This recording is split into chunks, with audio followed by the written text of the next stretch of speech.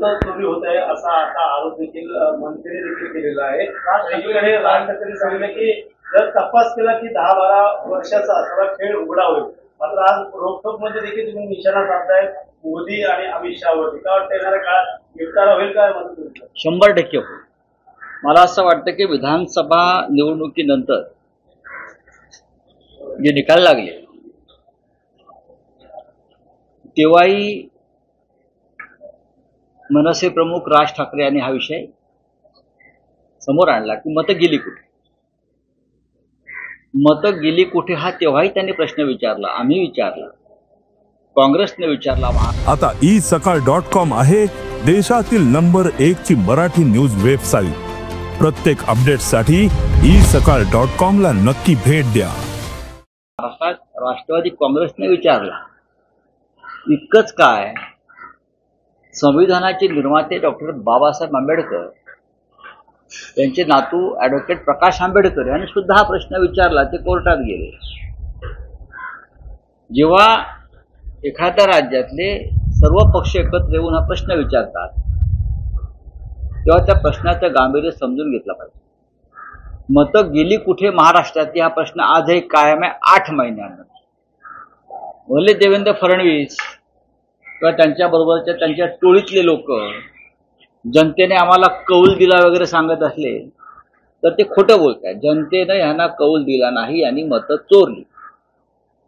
जो मुद्दा राहुल गांधीने राष्ट्रीय पातळीवर घेतलेला हा मुद्दा आता आंतरराष्ट्रीय स्तरावर गेला की नरेंद्र मोदी भारतासारख्या महान देशामध्ये मतं चोरी करून सत्तेवरती आलेले आहेत. म्हणजे लिबियामध्ये जे गडाफी करत होता किंवा युगांडामध्ये इदी आमीन करत होता, त्यानंतर सद्दाम हुसेन इराकमध्ये करत होता, सिरियामध्ये, अफगाणिस्तानमध्ये आणि रशियात पुतीन ज्या पद्धतीनं निवडणुका जिंकत आले, पाकिस्तानमधले लष्करशहा ज्या प्रकारे निवडणुका जिंकतात त्याच पद्धतीने नरेंद्र मोदी आणि अमित शहा यांनी या देशामध्ये निवडणुका जिंकल्या. त्यात राज्याच्या निवडणुका सुद्धा आहेत. आणि शिवसेना प्रमुख उद्धव ठाकरे असतील, मनसे प्रमुख राज ठाकरे असतील, यांनी महाराष्ट्र आणि राष्ट्रीय स्तरावरती आता बिहारमध्ये जी यात्रा सुरू आहे मतचोरी विरुद्ध, ती राहुल गांधी, तेजस्वी यादव त्यांनी हा मुद्दा लोकांच्या घराघरापर्यंत पोहोचवलेला आहे. महाराष्ट्रातली मतं गेली कुठे हा प्रश्न जो आहे हा प्रश्न अत्यंत महत्वाचा.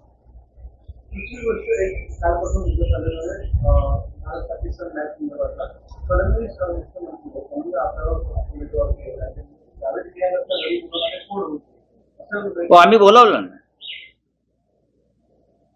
जावेद मियादाद हे स्वतः बाळासाहेब देवेंद्र फडणवीस हे अर्धवट ज्ञानी आहेत. मुळात संपूर्ण भाजपात हा अर्धवट ज्ञानी आहे.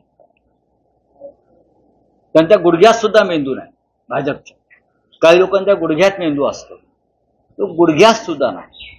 त्यांनी मी तयार केलेला ठाकरे चित्रपट पाहायला पाहिजे.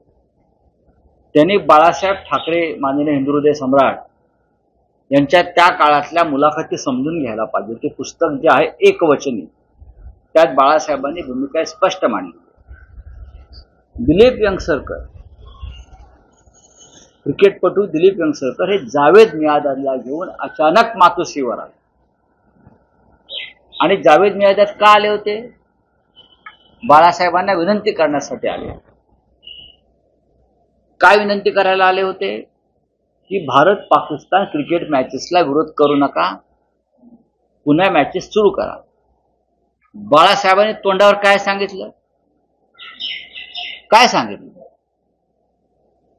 दहशतवाद आणि क्रिकेट एकत्र चालणार नाही.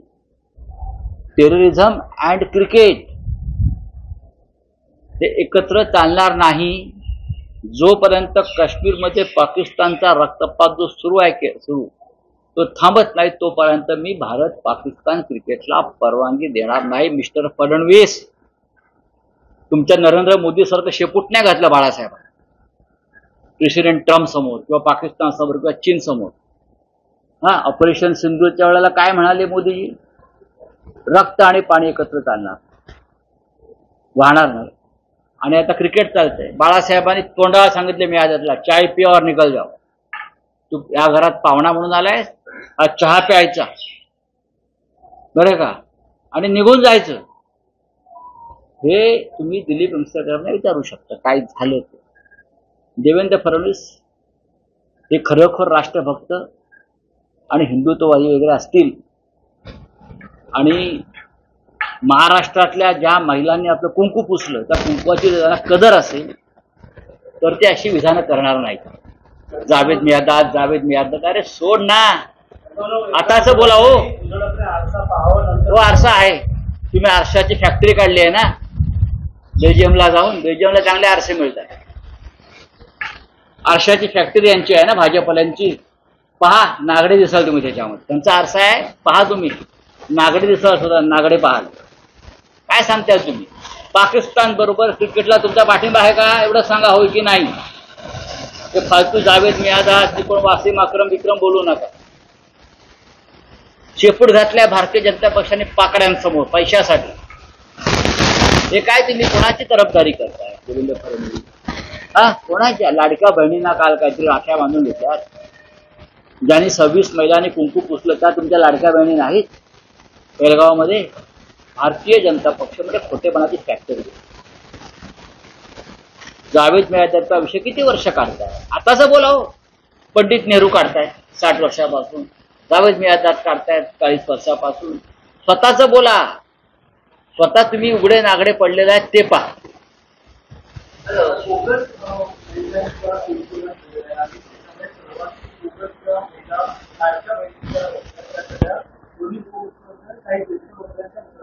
नक्कीच आहे. आपापल्या मतदारसंघामध्ये बोगस लाडके भाऊ लाडक्या बहिणींना पैसे वाटप करून यांनी मतं विकत घेतली. त्याला हा सुद्धा गुन्हा मतचोरीमध्येच जातो. हा जो गुन्हा आहे लाडक्या बहिणींना बोगस, लाडक्या भावांना लाडक्या आजोबांना बहिणींचे पैसे देऊन जे मतं विकत घेतले, हा गुन्हा सुद्धा मतचोरीमध्येच मोडला जातो. मिस्टर फडणवीस, मिस्टर मिंदे आणि मिस्टर अजित पवार. ठीक आहे, चलिए. निवडणूक आहे. सरकारला सवाल केलाय, सुप्रिया सुळेंनी सरकारला सवाल केलाय की मी माझ्या पैशाने मटण खाते, माझ्या पाठीमागाला मटण चालतं. मग ठीक आहे, मग असं त्यांना त्यांच्यावर आक्षेप कोणी घेतला मटण खाण्याचा? आणि टीका केली त्यांच्यावर. करू द्या ना, टीका करायला काय? यांना टीका करण्याशिवाय येतं काय? या महाराष्ट्रामध्ये मटण खायला बंदी आहे का? तर महाराष्ट्राचा मराठा धर्म जो आहे तो नष्ट केलाय का कोणी? तसं असेल सांगा. कोणी काय खावं हे तुम्ही ठरू शकत नाही. खावं ना.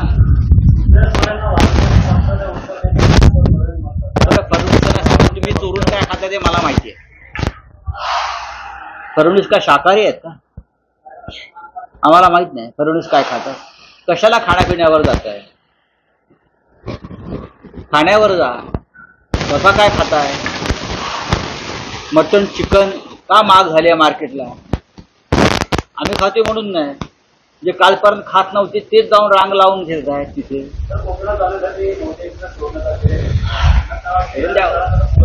बोला, हिंदी में क्या है क्या?